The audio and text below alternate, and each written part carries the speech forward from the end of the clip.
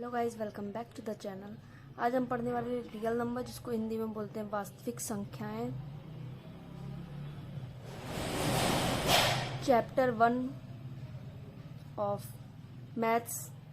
तो सबसे फर्स्ट जो चीज़ आती है इसमें, यूक्लिड विभाजन एल्गोरिदम।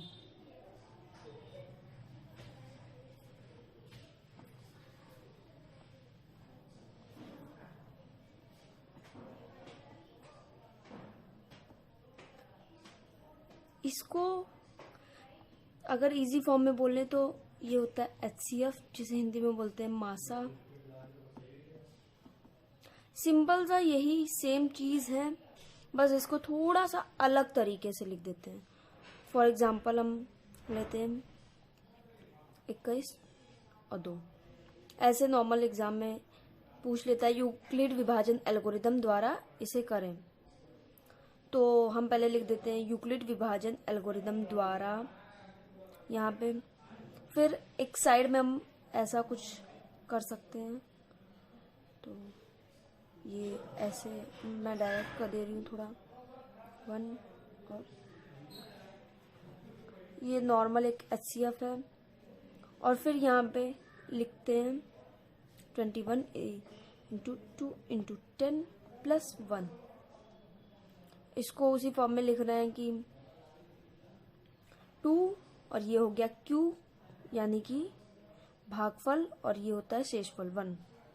फिर उसके बाद इस 2 को यहाँ पे लेके लिख सकते हैं कि पुनः नए भाजक को लेकर लिख सकते हैं, या फिर पुनः करके कुछ ऐसा पुनः करके, और लिख सकते हैं डायरेक्ट 1 इंटू 2 प्लस 0।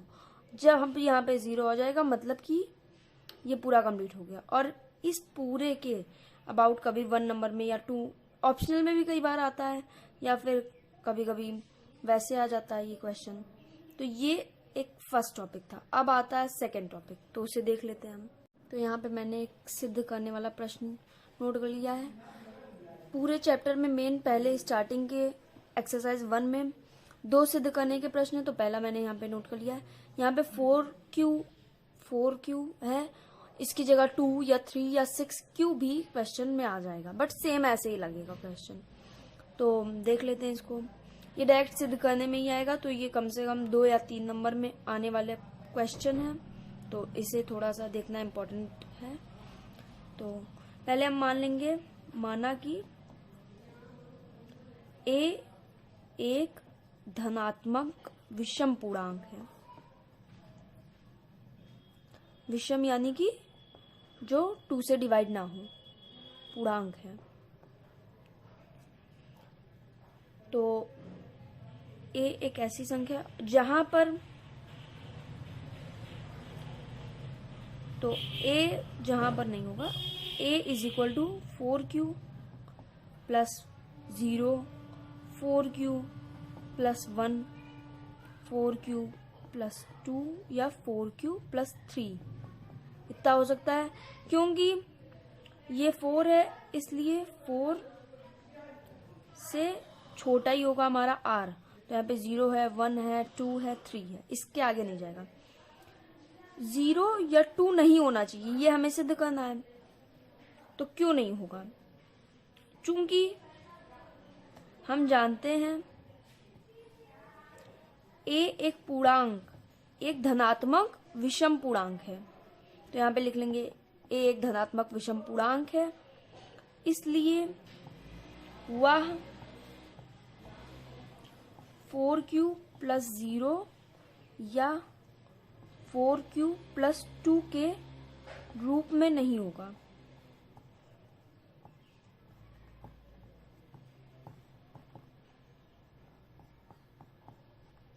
जब Q बराबर भागफल है, इस फॉर्म में होगा नहीं, तो अतः एक धनात्मक पूर्णांक, हमने A माना था, अब हम A को नहीं लिख के एक धनात्मक विषम पूर्णांक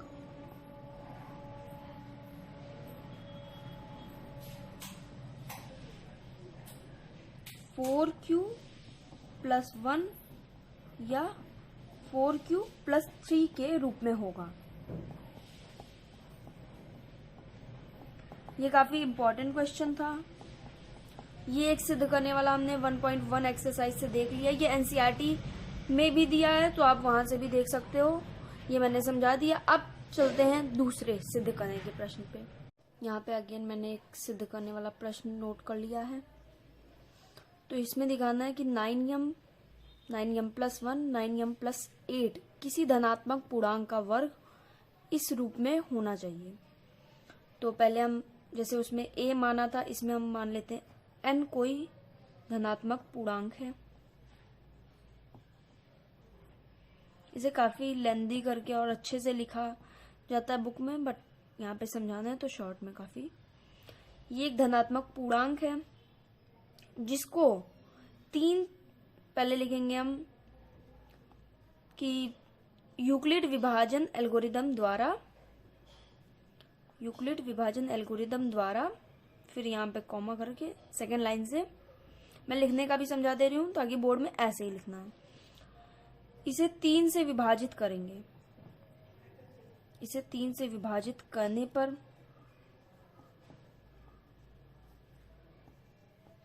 हमें क्या प्राप्त होता है? तो पहले हमें प्राप्त होगा Q यानी कि भागफल, जहां Q इज इक्वल टू भागफल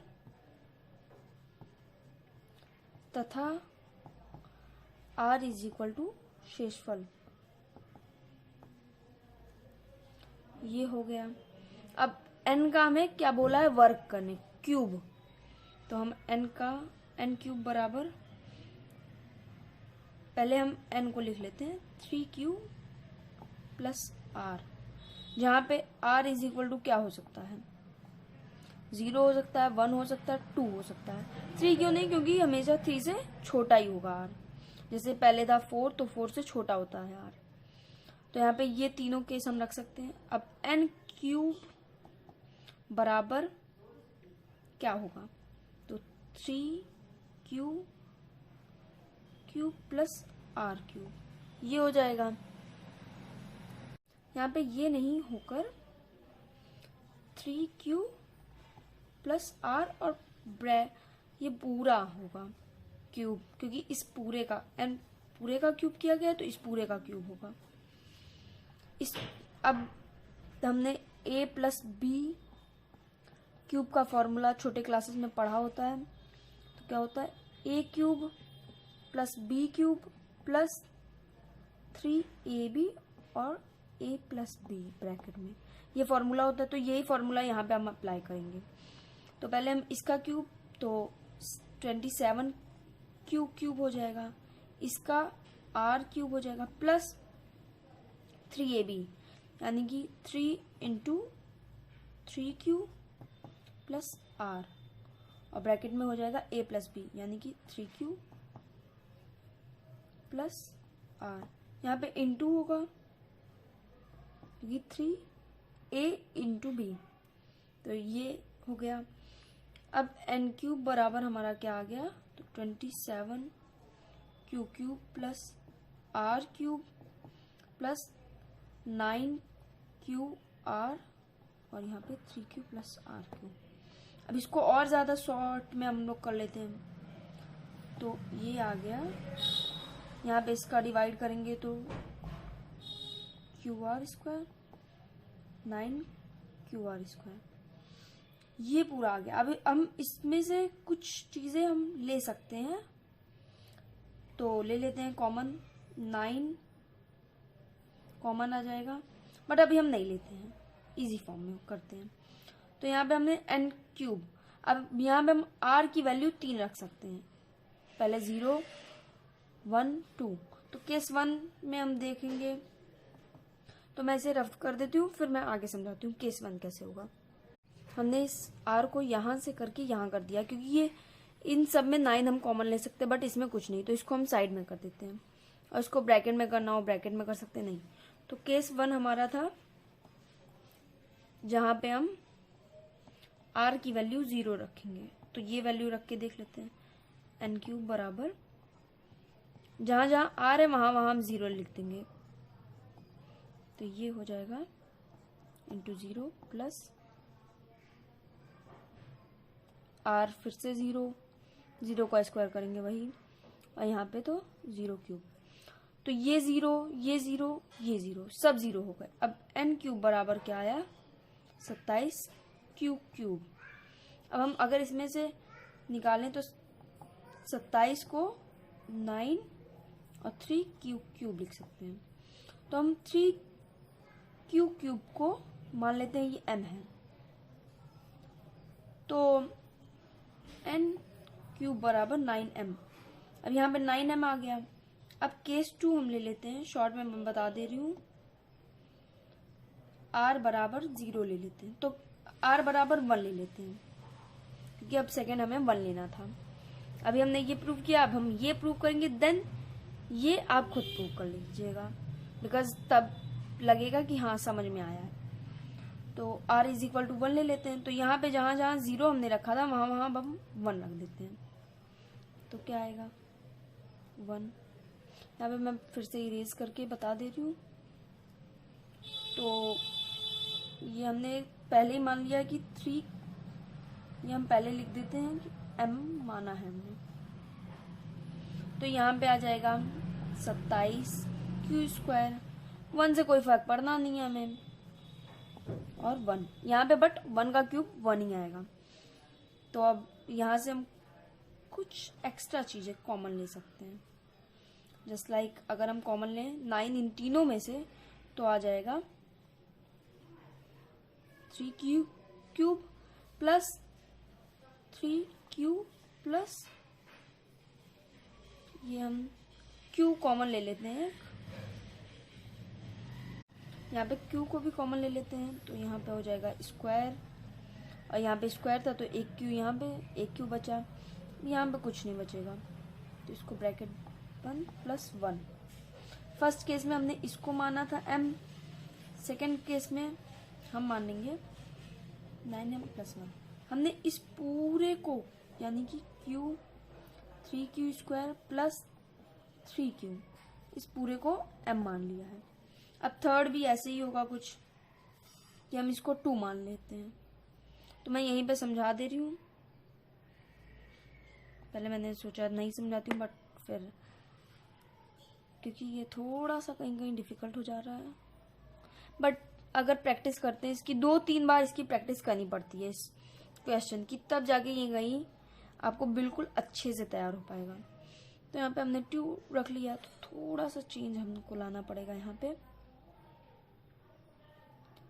पे इंटू 2 ही मान लेते हैं हम, 18q प्लस 8 यहाँ पे आएगा, क्योंकि 2 का क्यूब 8 होता है। यहाँ पे मैंने नहीं किया है, इसमें यहाँ पे थोड़ा सा रफ करके और फिर करते हैं।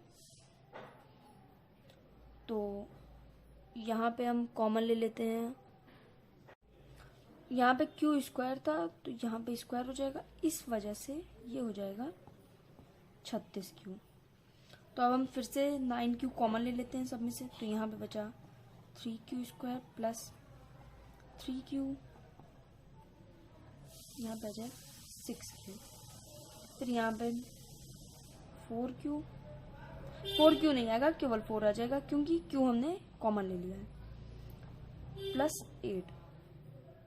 तो अब फिर से हम मान लेते हैं यहाँ पे q 3q square plus 6q plus 4 is equal to 1। ये हर जगह हम ऐसे ब्रैकेट में करके साइड में लिख देंगे, और ये फिर से हो गया 9, क्योंकि ये m है तो 9m प्लस 8। तो हमने तीनों केस में प्रूव कर दिया कि इस फॉर्म में होता है। तो लास्ट में हम लिख सकते हैं कि अतः n क्यूब हमेशा या सदैव 9m या 9m प्लस 1 9m प्लस 8 के रूप में होता है। ये थोड़ा सा लेंदी था, तो इसे समझाने में थोड़ा टाइम लिया मैंने, बट अब चलते हैं नेक्स्ट पॉइंट पे। अब हमने यहाँ पे 1 0.1 एक्सरसाइज के सभी तरीके के क्वेश्चन सॉल्व कर लिए। एक चीज होता है, एक बहुत छोटी सी चीज होती है, तो उसे पहले मैं रफ करके फिर समझाती हूँ। एक बहुत छोटी सी चीज, एक छोटी सी चीज होती है कि एचसीएम इंटू एलसीएम बराबर 2 नंबर, यानी कि एचसीएम एलसीएम दोनों दिया होगा किसी एक क्वेश्चन में।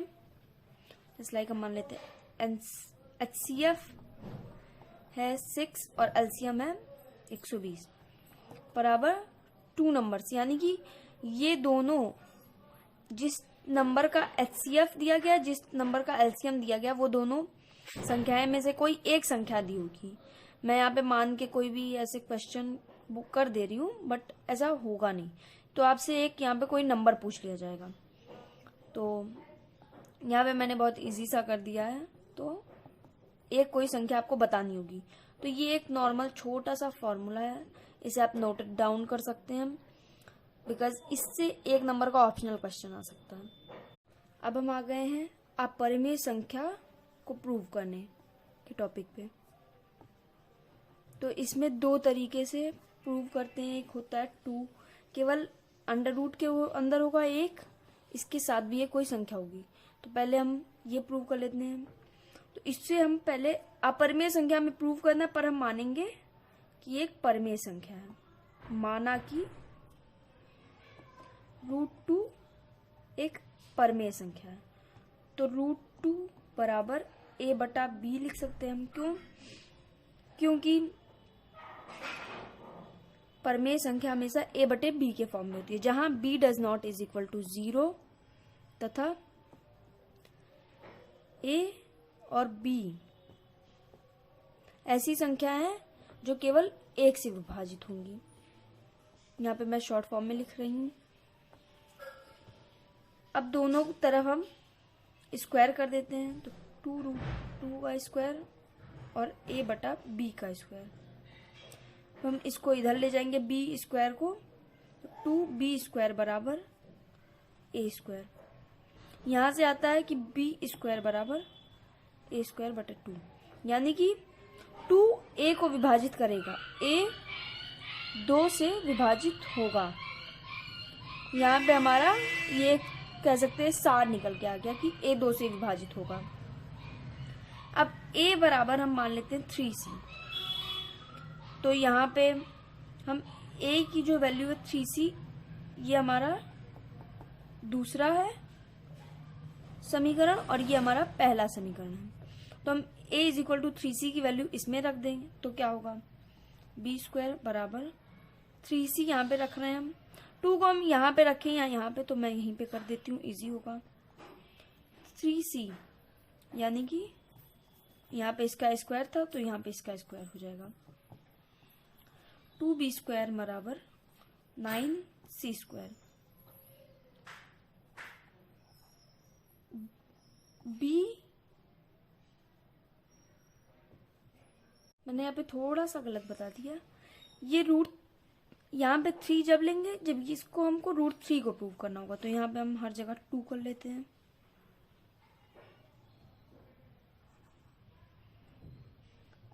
ये हो गया 2, तो b स्क्वायर किसको विभाजित, अभी तक क्या था, a 2 से विभाजित है। अब b स्क्वायर 2 से विभाजित है, तो अर्थात यहाँ पे एक सार निकल के आ गया कि b 2 से विभाजित है। अगर यहाँ पे 3 होता तो यहाँ पे भी हम 3 वैल्यू लेते, 5 होता 5 वैल्यू लेते, यहाँ पे c की बराबर वही वैल्यू लेंगे। तो a 2 से विभाजित है, b 2 से विभाजित है, और हमने माना क्या था कि a और b केवल 1 से विभाजित होंगे। अतः हमारा यह मानना गलत है कि √2 एक परिमेय संख्या है, अर्थात √2 एक अपरिमेय संख्या है। यहाँ पे हमने एक और प्रूफ कर दिया। इस चैप्टर में मेन 4 प्रूफ होते हैं। पहले हमने, अब तीसरा हमने देख लिया। यहाँ पे √2 की जगह पे कुछ भी आ सकता है। अब हम देख लेते हैं √2 + 1 या ऐसे कोई फॉर्म में जब होगा तो हम कैसे सॉल्व करेंगे। अब हम यहाँ पे ले लेते हैं एक, ये मैंने एनसीईआरटी के बुक से लिया, 5 - 3 एक अपरिमेय संख्या है। इसे हमें प्रूव करना है। तो जैसे हमने √2 को माना था कि वो एक परमेय संख्या थी, तो पहले हम इसे भी मान लेंगे कि ये एक परमेय संख्या है। ये एक परमेय संख्या है, तो हम इसको फिर से a/b के बराबर कर सकते हैं। अब हम इसको √3 को इधर ले आएंगे और ab को उधर, तो 5 - ab = √3।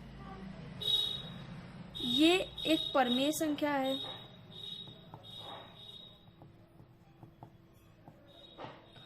और इस तरीके से हमें पता चलता है कि ये भी एक परमेय संख्या होगी, क्योंकि हमेशा परमेय संख्या बराबर परमेय संख्या होती है। तो √3 एक परमेय संख्या निकल के आ गई। परंतु हम जानते हैं कि √3 एक अपरिमेय संख्या है।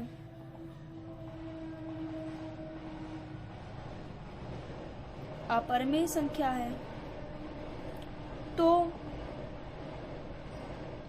हमारा यह मानना गलत था। यह हमने विरोधाभास किया था कि ये एक परमेय संख्या है। और लास्ट में लिख देंगे अतः 5 - √3 = एक अपरिमेय संख्या है। मैं हर जगह = शॉर्ट फॉर्म के लिए यूज कर रही हूँ, तो आप इसे बोर्ड एग्जाम में = मत यूज कीजिएगा। डायरेक्ट अच्छे से लिखते हैं इसे। यहाँ पे हमने एक और तरीके का क्वेश्चन, अब हमने 4 प्रूफ जो हमारे मेन थे इस चैप्टर के, वो हमने कर लिए हैं। लास्ट पॉइंट पे अभी रिवीजन चल रहा है, तो प्लीज मेक श्योर कि केवल एनसीईआरटी सॉल्व करें, इधर उधर की कोई बुक ना सॉल्व करें। तो ये चारों प्रूफ हो गए। अब एक चीज और बचती है, और 2 चीज एक मेन बची है, उसे हम देख लेते हैं, फिर ये चैप्टर हो जाएगा खत्म। एक क्वेश्चन आता है कि किसी बिना लंबे विभाजन प्रक्रिया द्वारा बताइए कि संख्या शांत है या अशांत। तो शांत मतलब क्या होता है? शांत का मतलब है कि कोई एक a/b है, और जब b से हम a को डिवाइड करें तो ये एक टाइम के बाद खत्म हो जाए संख्या, या फिर रिपीट करने लगे संख्या। जस्ट लाइक अगर 1 to 5 आ गया तो ठीक है, वरना 1 to 5 रिपीट करता जाए। और अशांत संख्या वो होती है जो b को अगर हम a से डिवाइड करें तो बिना किसी दोहराए बिना या कुछ ऐसे संख्याएं आती ही रहें, खत्म ही ना हो, तो ये होता है अशांत संख्या। तो अब हम कैसे पता करेंगे कि शांत संख्या या अशांत? जैसे अब एग्जाम्पल ले लेते हैं 17/8। पहले हम शांत का उदाहरण लेते हैं, तब समझ में आएगा ज्यादा अच्छे से। तो 35/50 उदाहरण ले लिए। अब 35 को हम 35 लिखा रहने देते हैं, इसको हम लिख सकते हैं 2 × 25, और इसको लिख सकते हैं हम ऐसे। और शांत संख्या का एक फॉर्मूला है कि नीचे जब हम लिखें तो 2m × 5n के रूप में संख्या आनी चाहिए। m यहाँ पे कोई भी क्यूब हो सकता है, स्क्वायर हो सकता है, यहाँ पे कोई भी स्क्वायर क्यूब हो सकता है, या फिर 4 हो सकता है, 5 हो सकता है। तो अब हम इसको देख रहे हैं, तो हम 2 और यहाँ पे अगर 1 लिख दें तो कोई प्रॉब्लम नहीं होगी हमें। 2 × 5n यानी 5 स्क्वायर के फॉर्म में, तो यानी कि ये हमारी शांत संख्या है। इसे हम करके भी देखेंगे तो शांत संख्या आएगी। ये क्वेश्चन 1 या 2 नंबर में आ जाते हैं। अब हम एक एग्जांपल ले लेते हैं अशांत का, जस्ट लाइक 17/8। अब हम जानते हैं 2m × 5n के रूप में होनी चाहिए संख्या। तो 17 और 2 गुणे 4,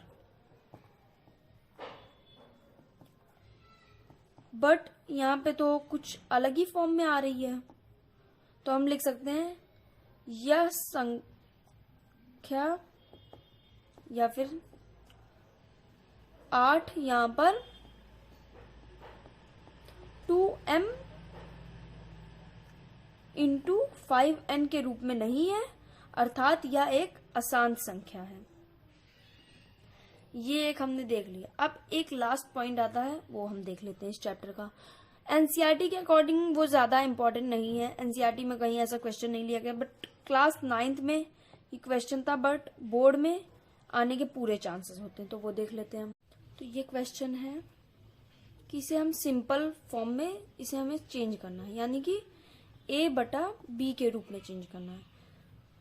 तो इसे हम कैसे चेंज करेंगे? तो माना कि x बराबर 0.32, और ये इस साइन का मतलब होता है कि 32 32 32 रिपीट होता जाएगा अंत तक। अब क्योंकि ये 2 के ऊपर है, तो हम मान लेते हैं इसका हम गुणा करेंगे तो कुछ ऐसा आ जाएगा। इसे हम समीकरण 1 मान लेंगे, इसे हम समीकरण 2 मान लेंगे। तो समीकरण 2 में से 1 को घटाने पर, मैं यहाँ पे बहुत शॉर्ट फॉर्म में लिख रही हूँ, बट जो मैं बोल रही हूँ वो सही होगा। तो यहाँ पे इसमें से इसको घटाएंगे तो 99x, पॉइंट के बाद वाले सब घट जाएंगे, और यहाँ पे केवल 0 था 32, तो 32 में से 0 32, x बराबर 32/99। ये हो जाएगा हमारा सिंपल फॉर्म। एक इसी में दूसरा क्वेश्चन आता है, थोड़ा सा वो इससे कह सकते हैं बड़े लेवल का कर दिया गया है, बट वो भी सेम इजी है। तो पहले हम मान लेते हैं x बराबर 0.254। अब हमें मानना पड़ेगा 10x, यहाँ पे मैंने गलत लिख दिया है, 254 रिपीट है। तो जो एक हमने पहले छोड़ा था उसके लिए हम एक ये मान लेंगे 10x बराबर 2.54 और रिपीट करता जाएगा। अब क्योंकि यहाँ पे इसके ऊपर लगाना था, जैसे कि हमने यहाँ पर लगा दिया था 2 था तो 100, अब यहाँ पे हम लगा देंगे 1000, क्योंकि पहले हमने 10 ले लिया है। तो 254 हो जाएगा, यहाँ पे मैंने गलत लिख दिया 254.254, ऐसे रिपीट होता जाएगा। यहाँ पे समीकरण 2 हम इसे मानेंगे और समीकरण 1 इसे। समीकरण 2 को 1 में से घटाने पर 990x बराबर, इसमें से हम इसको घटाएंगे तो 252 आ जाएगा। तो x बराबर 252/990। हम इसे इस फॉर्म में लिख सकते हैं, या फिर इसको 2 से भाग करके 126/495 इस फॉर्म में लिख सकते हैं। तो यहाँ पे हमने चैप्टर 1 वास्तविक संख्या का आधी घंटे के अंदर अंदर रिवीजन कर लिया है। तो ये क्विक रिवीजन है, तो उसको उसी अकॉर्डिंग समझाया है मैंने बहुत फटाफट से। अगर पूरा चैप्टर अच्छे से समझ आया हो और बायो भी पढ़ना हो आपको, तो you can check all the videos. Bio भी मैंने कुछ चैप्टर्स कंप्लीट करा रखे हैं। तो वीडियो अच्छी लगी तो लाइक शेयर एंड सब्सक्राइब, और मिलते हैं जल्दी न्यू वीडियो में। Thanks for watching.